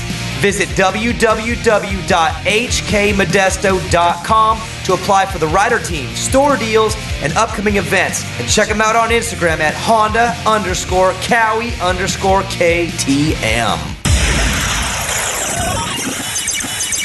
Main Event Moto Podcast. Ooh, wee. Na-na-na. How many more we got? We're on the home stretch, Daddy. Don't worry. All right. I'm super excited. I'm calling all the manufacturers tomorrow. All of them. For Mike Mr. Wilson's Honda. idea? Yep. Nice. How much is Mike Wilson putting into this? He better be putting in a lot. He did everything. He did the heavy lifting already, Dan. He came up with the idea. Yeah. So I'm going to hit up every manufacturer tomorrow. You never know. He might be rich and then just kind of... What if he's like Mr. Kawasaki? And he's been wanting to do this whole time, but the other manufacturers are too greedy. He's just testing the water. This is a burner account. He goes by Mike Wilson. And he's like, let's get on Main Event Moto, because then for sure some idiot will post it on Vital. But his real That's name is our way to a Vital post. Yakomori Kawasaki. All right, next one. 30 plus 2 comes back. Do you think the 125 Dream Race will eventually turn into a points class for the whole series? How long before a 250 Dream Race? Part of me would say that'd be cool, but then part of me says I like it how it is because it allows A and B riders to do it. If it got too competitive, I think it would take away from some of the guys that are using it for the right experience. You know what I mean? Yeah, I don't... But then again, part of me, and they wouldn't do it either. The manufacturers would flip because Honda and Cowie and Suzuki, they don't make a two-stroke. So it's like they would not be pumped to have an actual national class that they're not part of without warning. You know what I mean? If they said, hey, in 5 years, you know what they should do? In fact, you want to make things cool here? God, another idea to save the sport. They need to say, hey, the 125 Dream Race is going to be for the next 3 years. It's going to be A and B riders from local areas, whatever. But in 2023 or 4, whatever, it is a national championship. So get ready. And Honda, Cowie, Suzuki, start producing motorcycles, two strokes again. Because, you know. Did you hear 2021? No more two strokes in California. Did you hear that? No, I didn't. Yep. So I guess if Completely that's true, banned. why? Dude, EPA and emissions, man. They're killing it. Old Gavin's at it again, Joe. Yep. Stop it. Wrong show, buddy. I know. Well, never mind my idea then. I mean, they wouldn't be able to race Hank County or Glen Helen. Well, think about it, dude. The population that California has. Whoa. Stop. Two strokes as in, what about 50s and 60s and 85s? Forget it. No, I'm sorry. No. 110 and above. So 50s, 65s are all going to be fine. And 85s? 85s are fine. 110 and above, no more. Cannot be sold here. As if we don't have any, more issues with our smog and like our little freaking two strokes are ruining our, yeah. I don't want to go there, Joe. Let's go next one. Triple J 533 with Uncle at I'm Vincent Blair's lack of attendance to Evans Racing. If he was ever to play in a professional golf game, would you and producer Joe ever attend? Yep, and I'd take Evan to the very first one. Just to rub it in his face. Hey, it's funny though. This is what family support looks like. Vincent said he's going to start doing tournaments in 2020. He's going to be like that local guy at the track that's like squirrely novice who starts racing the pro class, and you're like, why is that guy out there, but he just wants to tell all his friends he's pro? That's going to be Vincent at the local golf tournaments. Just showing up, they're like, who's this idiot? He's all stretching in front of him, all serious, and then just way out of the... Vincent, if you're listening, I'm just joking, but not really. Next one. Shout out to Triple J for that question. That was really by the good. way. Triple Jizzle. D-Risk Crawl. What up, legends? What up, D-Risk? What's up? Want to know what your guys' most slept-on racer for 2020, both Supercross and Motocross? Either 250 or 450, and why? Love the show. Big love from Cairns, Australia. Well, 450, I mean, it's hard to say a sleeper because AC is high profile, but he's mine. He's going to be better than everyone thinks, I think. Malcolm, we're all kind of jumping on that at the same time. 250, I don't know. What do you think about the 250 class? I kind of don't see anyone new. Colt Nichols? I think Moseman is going to continue to get better. I think Moseman is on the podium every weekend. So you think he's a legit... I do. Contender then? I mean, if you're on the podium every weekend, you're a contender. Yeah, I do. Look at the strides that he made this year from last year. Huge. I mean, night and day. Man, if he could polish that up, he's good. Yeah, I don't know if there's anyone else. Yeah, everyone's kind of like crapping all over TLD, which I get it because it doesn't look great over there. But I think Pierce Brown's going to be a pretty good rookie. Again, I'm not a fan of the plan. I don't think it's good. You do one outdoor national and then go right into Supercross. I think that's... I mean, I'll use the word stupid. I think that's stupid. But he is the one who I think has the little bit extra that I think can push through that. So I think he'll end up being okay. Still just dumb plan, but what? I was going to ask what when you cross your arms and you put your hand on your chin, I know. And you go, Very inquisitive. Yeah, what you have to answer? You have to ask what? Like Danger Boy, right? Mm-hmm. Rides a lot of Supercross. He's got a Supercross track at his right. house. So a guy like that, do you think it would be okay for him to come jump right into Supercross, knowing that he is kind of a Supercross guy? Always kind of stuck to Supercross? No, because I don't think it's the skill. I think it's more the maturity and the mindset and the understanding of pro racing is more the issue than the actual skill. A lot of these guys don't have the skill either. Well, they just go out and get hurt. That's what I'm saying. I mean, think about all these amateur kids who are young, a little immature. You know, they're learning. They're not there yet emotionally, mature-wise, mentally, whatever. And they've like literally never ridden Supercross until they're 15 or 16. I mean, you are so... It's almost like abuse, in my opinion. And Jet Lawrence, maybe he's going to make me look stupid because the kid's got some weird, crazy talents. I don't know where that all came from. The kid is so sick, so maybe he's going to make me look wrong on this, but go back and look at history, and I'm not wrong. Like, these kids don't ride Supercross until they're 14, 15, maybe 16. They get on a factory team, and then they get right in there as rookies, and they're forced to, you know, they're paid and forced to win. And look how it goes. It's so stupid. Yeah. It's destructive. I mean, I feel bad. Even like, you know, the Cantrell, Falk, Jordan Bailey, this pack that just got eaten up. I mean, there's more to it than just that, but I almost feel bad. Like, your whole life chasing this thing, it's over. It's over. Yeah. You're not going to get a deal like what you had. Are you going to be better as a privateer? No, you couldn't cut it as a factory rider. You give you the whole world way too young, too high expectations, no experience. God, dude, hire the kid at 13. Give him a full factory ride.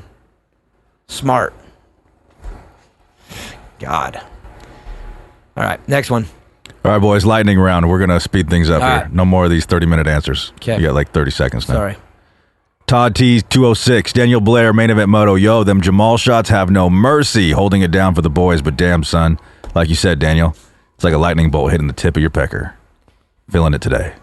Yeah, and I got the video, and I appreciate it. Not the lightning in the pecker, but I was there for the creation of the Jamal. Yeah. I still have not had one. Dan was there when it happened the very first time. You still haven't. No, I still haven't. Save yourself, Dan. Wow. Save yourself. Sissy. You sissy. I'm going to do one this weekend. Do 2 to make up for lost time. All right, let's do it. Do 3. Only for future Joe. times. M. Gomes 911, how many different winners in 2020 Supercross and who?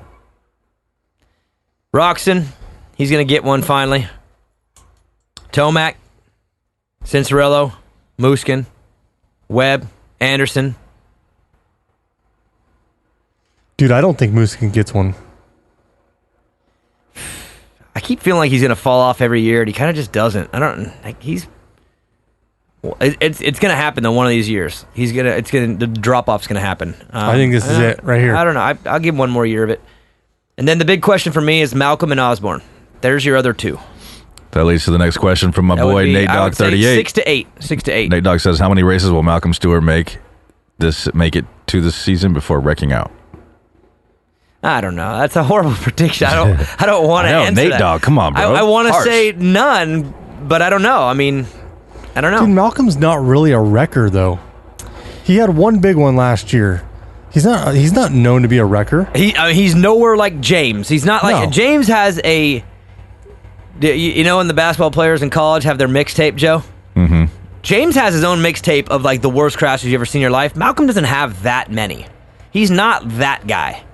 He also doesn't have that long of a career either, though. I mean, he did win a championship, of course, but he hasn't finished a 450 thing. Well, he hasn't even done a third of the races James has done anyway. But James was always that way. I think I told this story once when I was, 85. I think he was on a 65 still amateur race. He crashed at the World Minis one year 3 times in one moto and still won.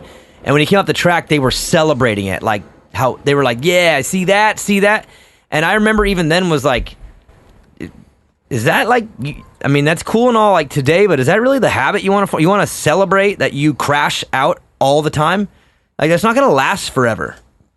And sure enough, it did. I mean, dude, he's still one of the legends of all legends, but let's just say his career would have gone a lot longer if they didn't celebrate that all the time. You know, it was like they thought it was cool that he could crash and win.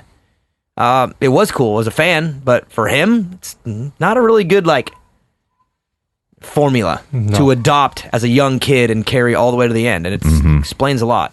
All right, buddy. Lightning round. Sorry. Bailey Cooper 302. Did I, Vincent Blair, listen to what Sivaji said in the Swap Moto interview? No, he definitely didn't, because if he would have, he'd have called me, so no. Marco Perello. What if motocross season started before Supercross, effectively switching the order? We've talked about that before. There's some what ifs that come in that are just, there's 0% chance. You know, January to May is Supercross, that'll never change. So unless outdoors went to October, November, December, which it never would. It's very stuck in current form. That's a non-question.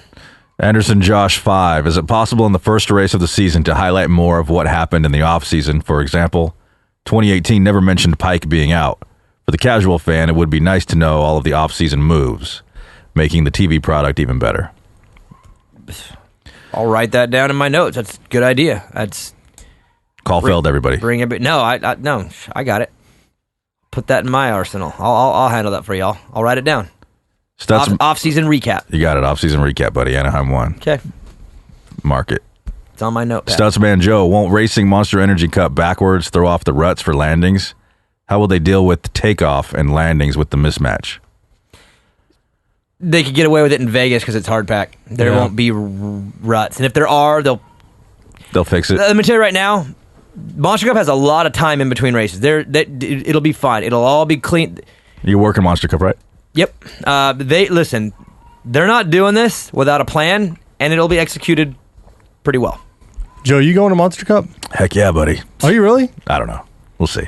I might have an extra ticket. Nice. If you do, let's make it happen. All right. It'll be fun. I'm taking Joe to Monster Cup. Dan and I will hang out. Daniel can just do whatever the hell he's doing. Drink Jamal's. Yeah. We'll be running around pointing at the ruts and the dead cats. Everybody knows that Joe is not going. That's not true. Everybody doesn't know that. Everybody knows. Look at that, nose to nose. Look at that. Chad and James, dude. I was there that night. Jacksonville 09. They were either going to fight or kiss. One of the two. Chad looked like he just wanted to punch him right in the face. What's that from? Estain Cook. Yeah. What is that from, though? Look at this one. What's she doing back there? What is she doing now? I don't know. 2009, 10 years ago. What does she look like now, 10 years now? Not 10 like years that. later? Not like that. She had a run. All right, next one. I'm looking here. Blake Graham 261. Is it just me or does Daniel Blair sound like the dude from Bowling for Soup? I commented. Daniel Blair responded, "It's just you." It's just you. What does he mean? For the singing? Maybe. Bowling for Soup. Huh. I'm going to have to listen to that and check it out. Kurt Evans 4T, are you going to rock the tats on network TV in 2020? I mean, yeah, at the end of the year when it's hot, I don't have a choice. They never said you couldn't, right? Never said I couldn't. Look at that one. That chick right there, she was staring at the cameras, like looking into your soul, man. Oh my God, go back, rewind. We got to see this. Watch the dude. Can we go back far enough? Someone must have told her, hey, when you're up there, look into the camera. Look into the camera. Watch. Here we go. Where are all most of those dudes right now? Hepler, Koisi, Tedesco. Okay, watch. All right, here she comes. So here's Monster to Aaron go. Oh, Mason. no. Look at her. Oh, no. Oh, that's a meme God. waiting to happen. She looks like a blonde raccoon. No, nobody's ever told me anything about my tattoos. I have made the conscious decision on my own to keep those as private as possible, just for professional reasons. But when it's hot in Vegas, man, I mean, shit, it was so hot last year. They came out. All right, next one. Let's see. Rendon851, bro, I want to read your question, but it's way too long, so I'm going to kind of sum it up. He says, a while back on a show, you mentioned a rather serious injury, femur maybe. What stood out particular was hearing you talk about Maggie and something along the lines of lawyers. He says, if I did in fact translate that correctly and how your racing towards the end was no longer affecting you, in order to salvage your marriage, you had to make the decision to hang it up, blah, blah, blah. So and did you ever miss racing competitively? So he's like wanting to make sure you were talking about joking about divorcing and if you ever miss racing competitively. Honestly, straight up, not joking, the first words out of Maggie's mouth when she got to the intensive care on my last femur injury was, if you race again, I'm getting a lawyer. Those were the first words out of her mouth. Was she joking or was she serious? She was dead. She had had enough. I've been in the ICU so many. She has gotten the call so many times. What? I'm in the hospital. For what? Femur this time. Literally, my first femur, loaded up Evan in the car, drove all the way from NorCal to LA. Dude, just waited in the hospital with me for a week. I mean, it happened so many times. She finally had dude, look at the girl still I know, she's still doing it. Oh my God. Yeah. She's looking right into our souls, Joe. She meant it. And I never raced again. And I don't miss it at all because I have a 9-year-old who races and I'm living through him. So I'm having more fun. I have no interest, no need, my rush is all him. Hey, Daniel did tell me the other day he wants to ride again, though. Uh-oh. Just for fun. I want a 125. I want a 125. You should get one, dude. I'm going to get one soon. I want a 125 because I want to ride. Because I do get the thrill, but I want a bike that just sounds cool and keeps me in check. That way I don't get the urges. But no, that story is true. I broke my femur, went to ICU.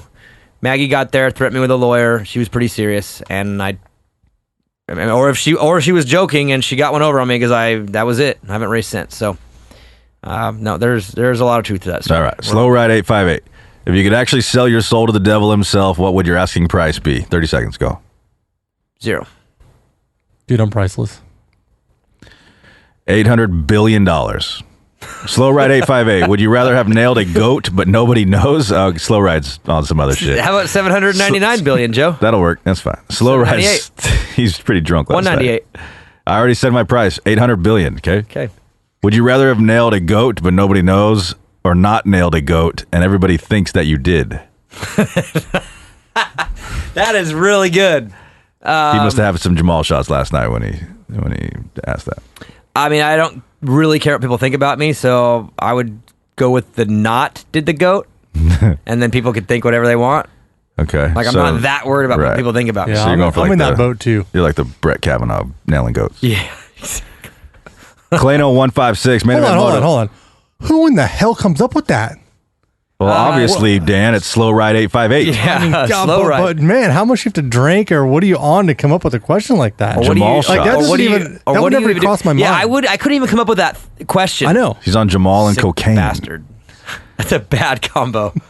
We have 3 more. 'Kay. Clano 156. Main Event Moto. Do you guys listen to the Swap Moto Live, Versace, blah, blah, blah? Nope, Bam. going to though now. He damn, just that's made us popular. no ride. He tagged Versace a bunch of times. It's funny. Oh, Versace responded to him. What? Oh, no way. Okay, wait, hang on a second. Whoa, wait. what? This got interesting. We have to Hold back on, now up I here. got to look at my Instagram. Hang on, we got to back up here. Was Versace talking about ET3? I've never really been too much of a Versace fan.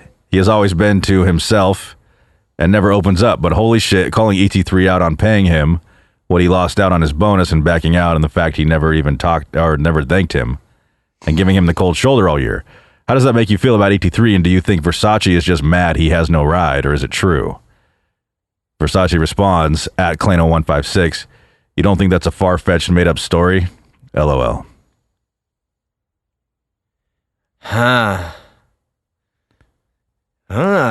Joey needs to get off Instagram, though, man. I got to tell you, he's got to stay off it. I got to be careful, man. I know he sees this shit now. I know. I'm going to tag him and say, hey, Snap-on Dan says you don't deserve an apology. You don't deserve a thank you at all. Should have just accepted that What are you check doing? in your Are you locker. reading that again, Joe? Because, okay, say it again. Did you guys listen to the Swap Moto Live with at Versace Sivaji 17 talking about ET3? I have never really been a Sivaji fan. He has always been to himself and never opens up. But holy shit, calling ET3 out on paying him what he lost out on his bonus and backing out? And the fact he never even thanked him and giving him the cold shoulder all year? How does that make you feel about ET3? Do you think So Joey's pretty much saying... do you think Versace is just mad he has no ride, or is it true? So he's asking, is Joey making that up because he has no ride, or is it true? And Joey's says, you don't think it's a far-fetched made-up story? LOL. Joey's question is very... I don't understand Joey's question back to the guy. I think he means like, you think that's a far-fetched made-up story. Yeah, I think he put the word don't in there on accident. Right? And Clano blows him like, no, I think you're great. You're a class act, blah, blah, Dan blah. says he's not an ET3 fan now. Dan don't care. Interesting. I think we could wrap it up on that. Yeah. All right. Well, now I have to listen to it because I want to know. I'm intrigued. And you basically know it all right there. And that's for all anyone who hasn't, and if anyone who hasn't listened to Swap Moto Live, well, you're welcome. You're welcome, Swap Moto Live. Yeah, Swap Moto. Hope the check's in the mail. Unlike Teal Tomac, we Swap expect Moto a check. Live. Send a check, and you better say thank you. That's all I have to say. Check your locker, Don. Yeah, check your locker. Nature's Bakery, Fly Racing, Skivvy, Mika Metal, Scott USA, No Toil, Honda Cowie, KTM of Modesto, Guts Racing, EMT Racing, Key Bar, Rep Racing, and Motosport.com. Should we do another $250 giveaway, Joe? Hell yeah. What should we do? Who should we blow out? Tomac? Shit, yeah. Pay JS. Pay me, bitch. Say thank you. Oh my God, that would be horrible. Bad manners. Thank you. Hashtag. Yeah. I want no part of this. Tag Snap-on Dan and Tomac. No, I'm just, hey, we got you bad last time too. Everybody dude. That was good. Oh my gosh, should we just tag Sivaji and say thank you? Yes.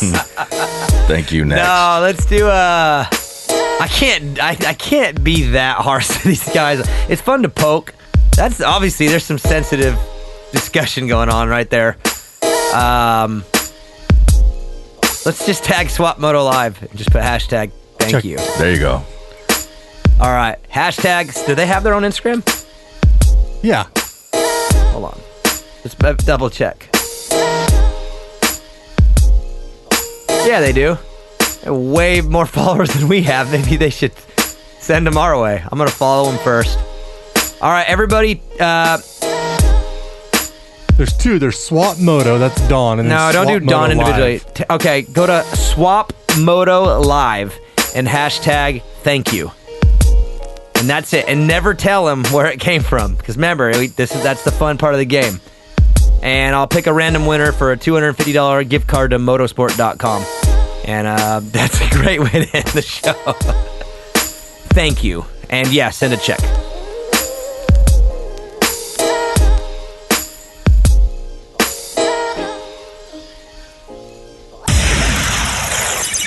Main event motor. Screw it. You know it by now.